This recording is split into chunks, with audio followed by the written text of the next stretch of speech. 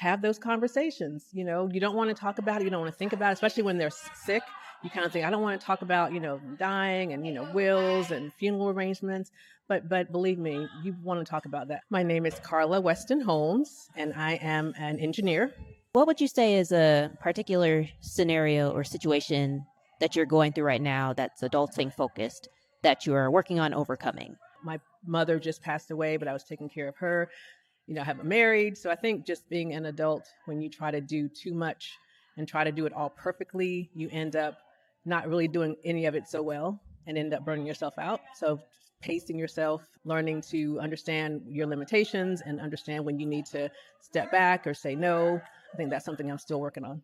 Very sorry to hear about your mother, as well as the things that you're going through at this time. And for those out there, what tips or advice do you have if they are going through a similar circumstances? Oh, wow.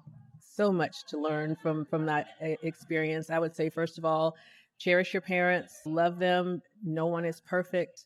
They do the best that they can, give them grace. I would say I know in my situation, my mom was sick for so long. I kind of thought of her as a old sick person and just forgot about the life that she lived before she got sick. And so looking back on pictures we were getting together for her service, I'm like, my mom had such a full life. She was so full of life and fun, and so I guess just, remember those types of things before they pass away.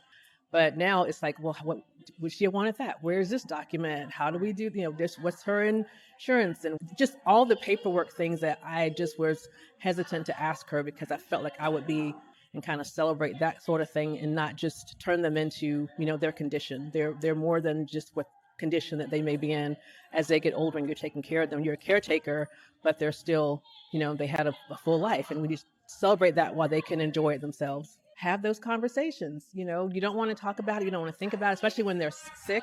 You kind of think, I don't want to talk about, dying and, wills and funeral arrangements.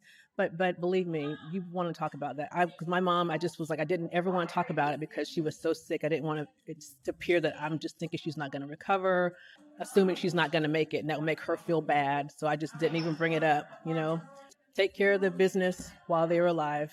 Ask the questions, find out where the documents are, power of attorney, wills, wishes for their services, all that stuff. I didn't ask because I was always like, I want to ask, but I don't want to make her upset. And now I'm just scrambling around trying to figure things out. I would say even just ask before they get sick. I think it'll be a lot easier conversation to have when everybody's healthy and it's kind of like, oh, let's just get that out of the way. I think they feel more comfortable also knowing that they're being taken care of, after they pass away. I think it would be a comfort for them to know that all that they work for and all that they have, their wishes are being respected after they are no longer here.